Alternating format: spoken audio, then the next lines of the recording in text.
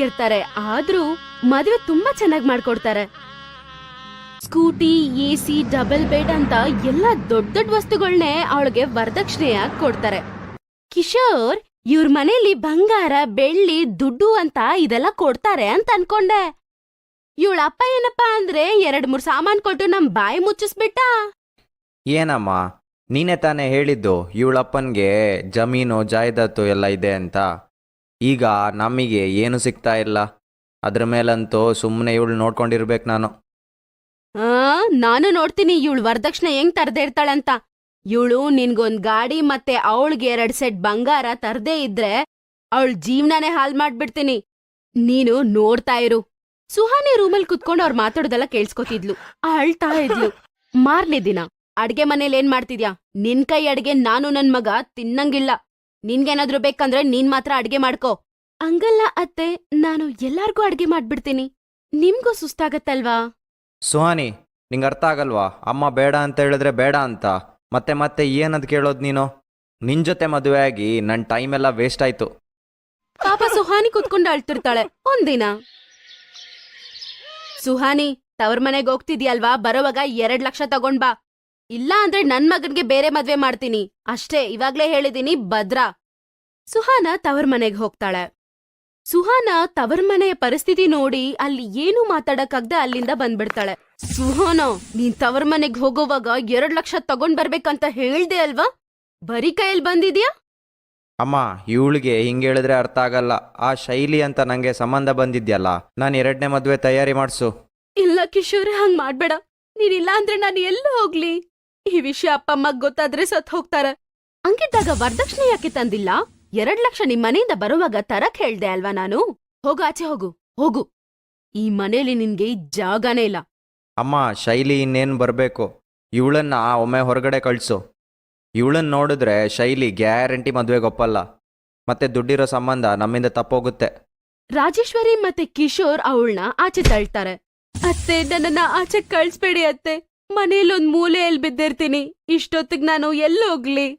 ನೀನ್ ಎಲ್ಲಾದ್ರೂ ಹೋಗು, ಸಾಯಿ ಇಲ್ಲ ಬದುಕು, ಅದ್ ನನಗ್ ಬೇಕಾಗಿಲ್ಲ.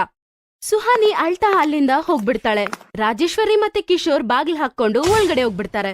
ಅಯ್ಯೋ ದೇವ್ರೆ, ನಾನ್ ಎಲ್ಲೋಗ್ಲಿ? ನಾನ್ ಈ ಪರಿಸ್ಥಿತಿಯಲ್ಲಿ ನಮ್ ಮನೆಗೆ ಹೋದ್ರೆ ನನ್ ಪರಿಸ್ಥಿತಿ ನೋಡಿ ಅವ್ರು ಸತ್ತೋಗ್ಬಿಡ್ತಾರೆ. ಏನ್ ಮಾಡ್ಲಿ?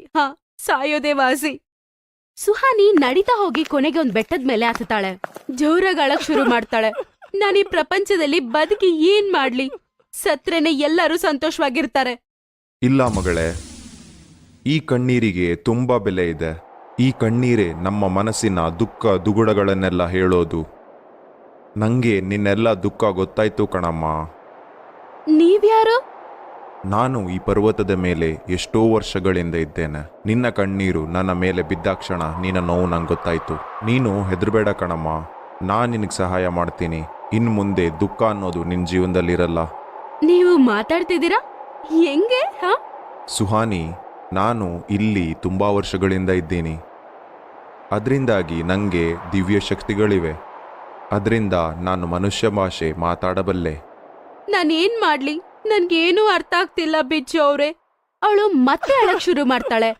ಅವಳ ಕಣ್ಣೀರು ಬಿಚ್ಚು ಮೇಲೆ ಬೀಳ್ತಿದ್ದಂಗ್ಲೇ ಆ ಕಣ್ಣೀರೆಲ್ಲ ವಜ್ರ ಆಗುತ್ತೆ. ಸುಹಾನಿ ಅವಳ ಕಣ್ಣೀರು ವಜ್ರ ಆಗೋದನ್ನ ನೋಡಿ ಶಾಕ್ ಆಗ್ತಾಳೆ.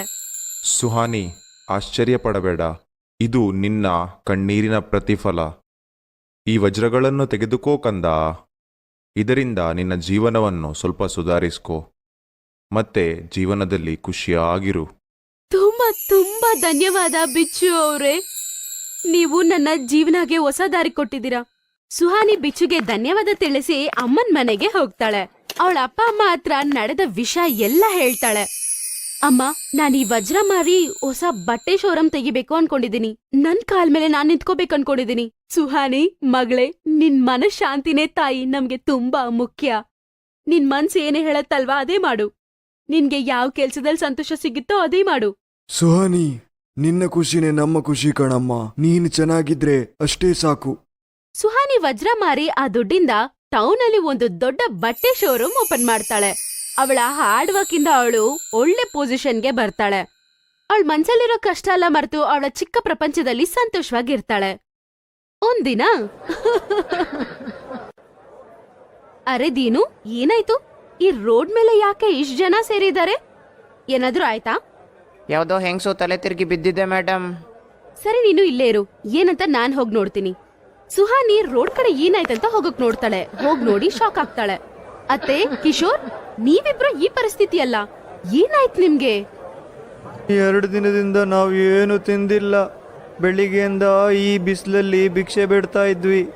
ಆ ಬಿಸಿಲಿಗೆ ಅಮ್ಮ ತಲೆ ತಿರುಗಿ ಬಿದ್ದಿದ್ದಾರೆ. ಏನಾಯ್ತು ಅಂತ ಗೊತ್ತಾಗ್ತಿಲ್ಲ.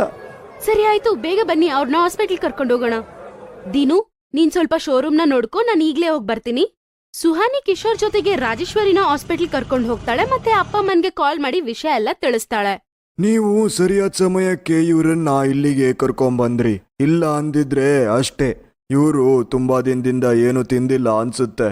ಅದಕ್ಕೆ ಗ್ಲೂಕೋಸ್ ಹಾಕಿದ್ದೀನಿ, ಸ್ವಲ್ಪ ಟೈಮಲ್ಲಿ ಸರಿಯಾಗ್ತಾರೆ. ನಾನ್ ನೋಡ್ತಿರೋದ್ ನಿಜಾನಾ? ಏನ್ ನಿಮ್ ಪರಿಸ್ಥಿತಿ ಹಿಂಗಾಗ್ಬಿಡಿದೆ? ಹಾ, 2 ದಿನದಿಂದ ನಾವೇನು ತಿಂದಿರ್ಲಿಲ್ಲ. ಅಮ್ಮನ್ಗೆ ತುಂಬಾ ಹೊಟ್ಟೆ ಹಸಿವಾಗ್ತಿತ್ತು, ಅದಕ್ಕೆ ಭಿಕ್ಷೆ ಬೇಡ್ತಿದ್ವಿ. ಆ ಟೈಮಲ್ಲೇ ಅವರು ತಲೆ ತಿರುಗಿ ಬಿದ್ರು, ಗೊತ್ತಾ ನಿಂಗೆ? ಸುಹಾನಿ ಕಿಶೋರ್ ನಿಜನೇ ಹೇಳ್ತಿದ್ದಾನೆ. ಶರ್ಲಿನ ಮಾಸ್ತಿ ಪಾಸ್ತಿ ಎಲ್ಲ ತಗೊಂಡು ಫಾರಿನ್ಗೆ ಹೋಗ್ಬಿಟ್ಲು. ಕೊನೆಗೆ ರೋಡ್ ಮೇಲೆ ಬಿದ್ವಿ. ನಾವು ನಿನ್ ಜೊತೆಗೆ ತುಂಬಾ ಕೆಟ್ಟದಾಗ್ ನಡ್ಕೊಂಡ್ವಿ. ಕ್ಷಮಾಪಣೆ ಕೇಳಕ್ಕೂ ನಾವ್ ಲಾಯಕ್ಕಿಲ್ಲ. ಅತ್ತೆ, ಕಿಶೋರ್, ನೀವಿಬ್ರು ನನ್ನ ಹಂಗ ಅನ್ಕೋಬೇಡಿ. ನಿಮ್ಮೇಲೆ ನನ್ಗೆ ಯಾವ ತರ ಕೋಪ ಇಲ್ಲ. ಸುಹಾನಿಯ ಒಳ್ಳೆತನದಿಂದ ಅವಳ ಜೀವನ ಮತ್ತೆ ಅವಳಿಗೆ ಸಿಗುತ್ತೆ. ಅವಳ ಅಪ್ಪಮ್ಮನ ಮನಸ್ಸಿಗೂ ಒಂದು ತೃಪ್ತಿ ಸಿಗುತ್ತೆ. ಸುಹಾನಿ ಯಾರಿಗೂ ಹೇಳ್ದೆ ಮನ್ಸಲ್ಲೇ ಬಚ್ಚಿಟ್ಕೊಂಡಿರುವ ಕಷ್ಟನೂ ಹೋಗ್ಬಿಡುತ್ತೆ. ಸಂತೋಷವಾಗಿರ್ತಾಳೆ. ಸುಹಾನಿಯ ಬಟ್ಟೆ ಶೋರೂಮ್ ನೋಡಿ ರಾಜೇಶ್ವರಿ ಮತ್ತೆ ಕಿಶೋರ್ ತುಂಬಾನೇ ಸಂತೋಷ ಪಡ್ತಿರ್ತಾರೆ. ಅದನ್ ನೋಡಿ ಅವರಿಬ್ಬರ ಕಣ್ಣಲ್ಲಿ ನೀರ್ ಸಹ ಬರ್ತಿರುತ್ತೆ. ಸೊಸೆ, ನಮ್ಮನ್ನ ಕ್ಷಮ್ಸು, ನೀನು ನಮ್ ಜೊತೆ ಇರು. ಈಗ ನಾವು ಬದ್ಲಾಗ್ಬಿಟ್ಟಿದೀವಿ, ನಿನ್ನತ್ರ ಆತರ ನಡ್ಕೊಳಲ್ಲ. ಈಗ ಚೆನ್ನಾಗ್ ಅರ್ಥ ಆಗಿದೆ ಮದ್ವೆ ಅಂದ್ರೆ ಏನು ಅಂತ. ಮದ್ವೆ ಅಂದ್ರೆ ಬರೀ ವರದಕ್ಷಿಣೆ ಅಲ್ಲ ಅಂತ ತಿಳ್ಕೊಂಡ್ವಿ. ಹಾ ಸುಹಾನಿ, ಅಮ್ಮ ಕೂಡ ಸರಿಯಾಗಿ ಹೇಳ್ತಿದ್ದಾರೆ. ನಂದು ದೊಡ್ಡ ತಪ್ಪಾಗಿದೆ, ಕ್ಷಮ್ಸು ನನ್ನ. ಇಲ್ಲ ಇಲ್ಲ, ಹಂಗ್ ಅನ್ಕೋಬೇಡಿ. ಇವತ್ತು ನಿಮ್ಮಿಬ್ಬರನ್ನ ನಮ್ಮ ಅತ್ತೆ ನನ್ ಗಂಡ ಅಂತಾನೆ ನಾನ್ ಅನ್ಕೊಂಡಿದೀನಿ. ತಪ್ಪು ಮನುಷ್ಯರೇ ಮಾಡ್ತಾರೆ. ಅದನ್ನ ಅರ್ಥ ಮಾಡ್ಕೊಂಡು ಬದ್ಲಾಗೋರೆ ನಿಜವಾದ ಮನುಷ್ಯರು. ಅವತ್ತವಳು ಅವಳ ಸೊಸೆ ಒಳ್ಳೆತನನ ಚೆನ್ನಾಗ್ ಅರ್ಥ ಮಾಡ್ಕೋತಾಳೆ.